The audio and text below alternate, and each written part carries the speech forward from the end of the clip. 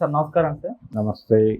Sir NTR గారు and Prashanth Neel గారి combination లో రాబోతున్న ఆ సినిమాకి సంబంధించి ఒక క్రేజీ అప్డేట్ అయితే ఇచ్చేసారు సార్. ఈ సినిమాకి సంబంధించిన రిలీజ్ డేట్ మరి నెక్స్ట్ ఇయర్ రిలీజ్ అని అంటున్నారు, 25th జూన్ సంబంధించి.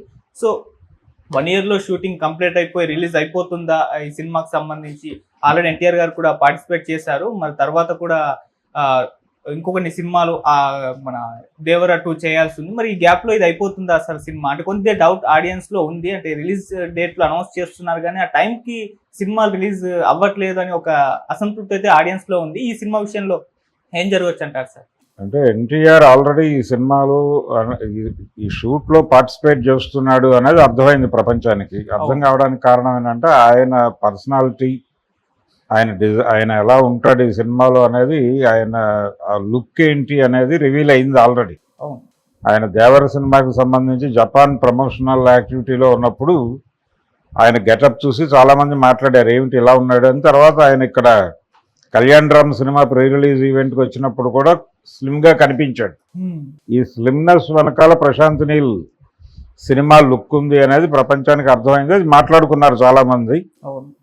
సో ఆయన సినిమాతో అటాచ్ అయి ఉన్నాడు, ఆ సినిమాకి సంబంధించిన షూటింగ్లో పార్టిసిపేట్ చేస్తూ ఉండొచ్చు.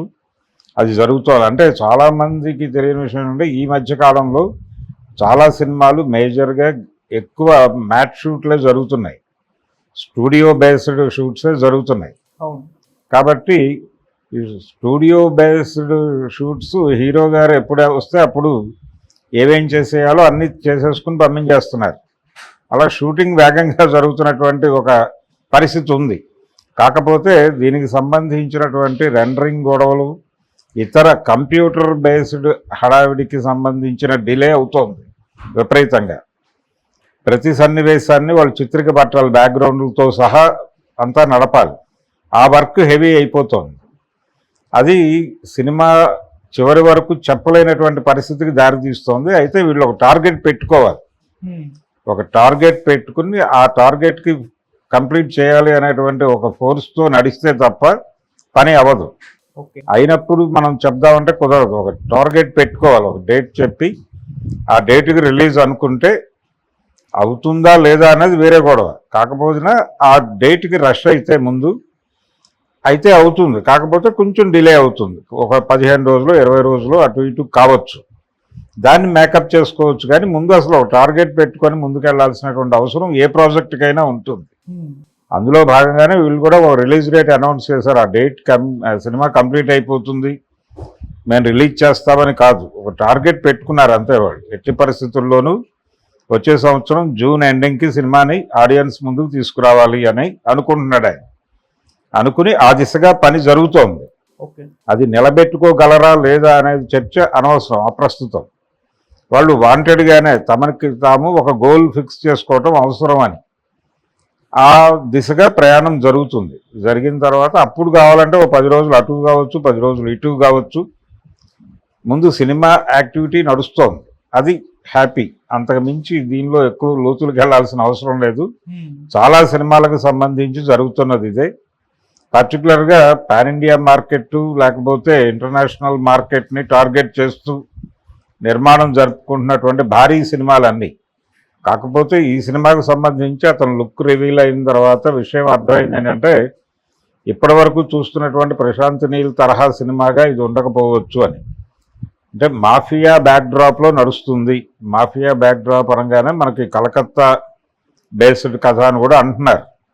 కలకత్తా అనేది మాఫియా క్యాపిటల్ ఒకప్పుడు. వేటూరి సుందరరామూర్తి గారు చూడాలని ఉంది సినిమాలో చిరంజీవి గారి కోసం రాసిన పాట ఉంది కలకత్తా నేపథ్యంలో. ఆ పాటలో ఆయన యమహా నగరి అని వాడతాడు. యమహా నగరి అని వాడటానికి వెనకాల ఆయనలో ఉన్నటువంటి ఉద్దేశం కూడా అది క్రైమ్ క్యాపిటల్ అని.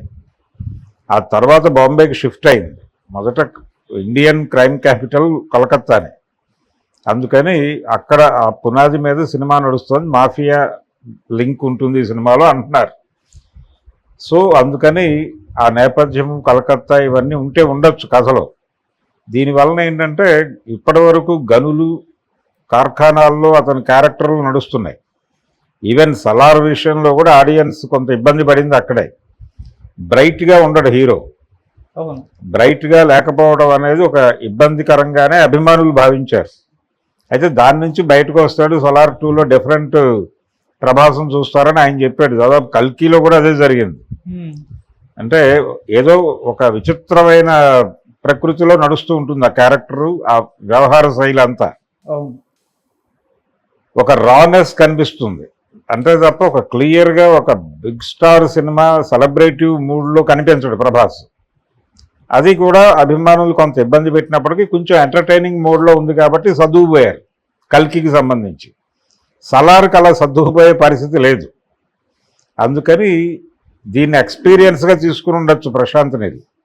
అందుకని ఆయన కొంచెం ఈసారి ఒక డిఫరెంట్ ఏరియాలో ప్లే చేయబోతున్నాడు. ఇది ఎన్టీఆర్కి కూడా అడ్వాంటేజ్గా మారచ్చు. అందుకని ప్రశాంత్ నీల్ ఎన్టీఆర్ సినిమా మీద ఎక్స్పెక్టేషన్స్ అంటే ఆ సినిమా గురించి అనుకున్న రోజుకి ఇప్పటికీ అంచనాలు పెరిగాయి.